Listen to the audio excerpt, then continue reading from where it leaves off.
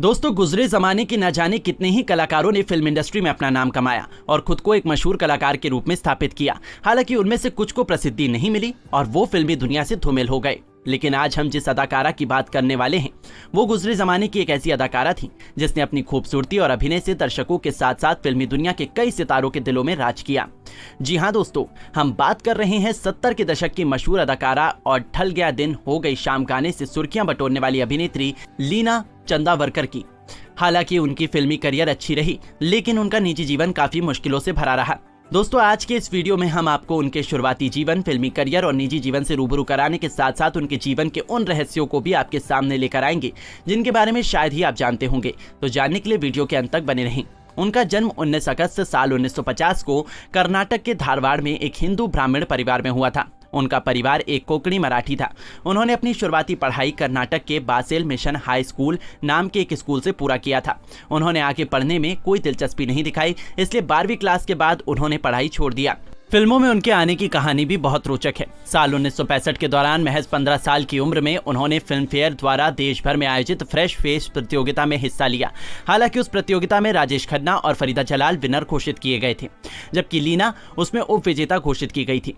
वो उस समय काफी सुर्खियों में आई और उन्हें उस बात का फायदा भी मिला क्योंकि शुरुआती दौर में वो अपनी खूबसूरती और काबिलियत के दम पर एक मॉडल के रूप में विज्ञापनों में काम करने लगी थी।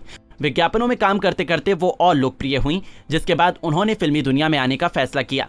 लेकिन उन्हें हिंदी भाषा बोलने में थोड़ी बहुत कठिनाई होती थी। हालांकि उन्होंने फिल्म निर्माता, निर्देशक और अभिनेता सुनील दत्त से संपर्क किया। उनसे मिलने के बाद वो उनके एक फिल्म में सिलेक्ट हो गई, जहां वो सुनील दत्त के भाई सोम दत्त के अपोजिट कास्ट की गई। वो फिल्म साल 1968 में रिलीज हुई थी, जिसका नाम था मन का गीत। ये उनकी पहली हिंदी भाषा की फिल्म थी और उन्होंने यहीं से अपने अभिनय करियर की शुरुआत की। दिलचस्प बात यह है कि अभिनेता विनोद खन्ना की भी ये पहली फिल्म थी। हालांकि फिल्म पर्दे पर हिट नहीं हुई और औसत कमाई ही कर पाई।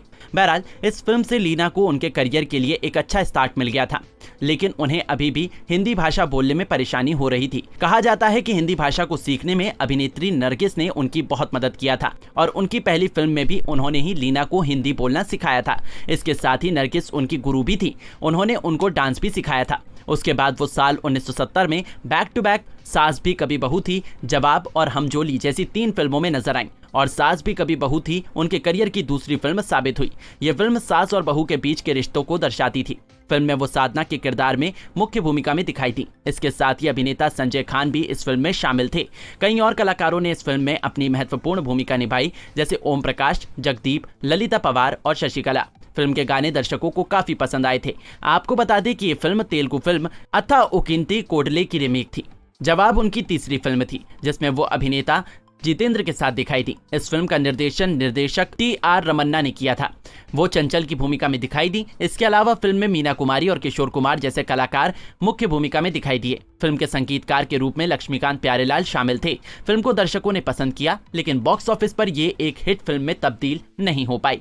उनकी चौथी फिल्म हमजोली, जिसे एक बार फिर टी.आर. रमन्ना ने ही निर्देशित किया था, ये फिल्म साल 1964 की तमिल फिल्म पन्नाकरा कुडुम्बकम की रीमेक थी। इस फिल्म में वो अभिनेता जितेंद्र के साथ मुख्य भूमिका में थी। फिल्म लोगों को काफी पसंद आई, लेकिन फिल्म का एक गाना ढल गया दिन हो गई शाम, जिसे मोहम्मद रफी और आशा भोसले द्वारा गाया गया था, काफी हिट रहा। लीना इस गाने से रातों रात स्टार बन गई थी। उसके बाद आने वाली कई फिल्मों में उन्होंने इसी तरह बतौर मुख्य अभिनेत्री अभिनय किया। साल 1973 में आई फिल्म अनहोनी में उन्होंने अभिनेता संजीव कुमार के साथ मिलकर शानदार अभिनय किया था। फिल्म को निर्देशक रवि टंडन द्वारा निर्देशित किया गया था। फिल्म में शानदार अभिनय करने के लिए असरानी को बेस्ट कॉमेडियन का पुरस्कार भी दिया गया था। फिल्म के गाने लोगों को काफी पसंद आए। ओवरऑल फिल्म बॉक्स ऑफिस पर सफल रही। साल 1975 से लेकर साल 1985 तक वो कई फिल्मों में नजर आईं, जैसे अपने रंग हजार, कैद, बैराग, यारों का यार, आफत और सरफरोश, जिसमें से बैराग और सरफरोश बॉक्स ऑफिस पर हिट फिल्म साबित हुई। दोस्तों, उन्होंने अपने फिल्मी करियर में कई नामी अभिनेताओं के साथ काम किया है, जिसमें विनोद खन्ना, दिलीप कुमार, जितेंद्र, राजकुमार और राजेश खन्ना जैसे अभिनेता शामिल हैं। हालांकि वो लगभग 2 दशकों तक फिल्मी दुनिया में रहीं, लेकिन उनके निजी जीवन में कुछ अच्छा नहीं हो रहा था, जिसकी वजह से वो फिल्मों से दूरी बनाती गईं और आखिरकार साल 1989 में फिल्म ममता की छाव में अभिनेता राजेश खन्ना के साथ अभिनय करने के बाद उन्होंने फिल्मी दुनिया से नाता तोड़ लिया और उसके बाद वो कभी दोबारा फिल्मों में नजर नहीं आई। ये फिल्म उनके फिल्मी करियर के लिए आखिरी फिल्म साबित हुई। दोस्तों, वो अपने जीवन में 2 बार शादी के बंधन में बंधी, लेकिन अगर देखा जाए तो उनकी एक भी शादी अच्छी तरह से नहीं चली। हालांकि उनकी दूसरी शादी कुछ सालों तक चली थी। आपको बता दें कि साल 1975 में उनकी पहली शादी सिद्धार्थ बंडोकर नाम के एक व्यक्ति से हुई थी, जिसकी साल 1976 को मृत्यु हो गई थी। इस तरह लीना की पहली शादी केवल 1 साल तक ही चल पाई। कहा जाता है कि अपने रिवॉल्वर को साफ करते हुए उनके पति ने खुद को ही गोली मार ली थी। हालांकि ये बात कितनी सच है और कितनी झूठ, इस बात की पुष्टि हम नहीं करते हैं। वो गोवा के फॉर्मर और पहले चीफ मिनिस्टर दयानंद के बेटे थे। उसके बाद साल 1980 में उन्होंने मशहूर गायक किशोर कुमार से विवाह किया। उस समय तक किशोर कुमार की ऑलरेडी 3 शादियां हो गई थीं। हालांकि लीना के पिता इस शादी से खुश नहीं थे, क्योंकि कुमार लीना से 20 साल बड़े थे। शादी के 7 साल बाद 1987 में किशोरदा की भी मृत्यु हो गई थी। इसके बाद उन्होंने दोबारा शादी नहीं किया। उनके पति किशोर कुमार की वो चौथी पत्नी थी। लीना से पहले वो 3 शादी कर चुके थे, जिसमें से साल 1951 से 1958 तक वो अपनी पहली पत्नी रूमा गुहा ठाकुरता के साथ रहे। साल 1960 से लेकर 1969 तक वो अपनी दूसरी पत्नी अभिनेत्री मधुबाला के साथ रहे और साल 1976 से 78 तक तीसरी पत्नी योगिता बाली के साथ रहे। उनकी पहली पत्नी रूमा गुहा और चौथी पत्नी लीना से ही उनके एक बच्चे हुए, जिनका नाम अमित कुमार और सुमित कुमार है। सुमित लीना के सगे बेटे हैं।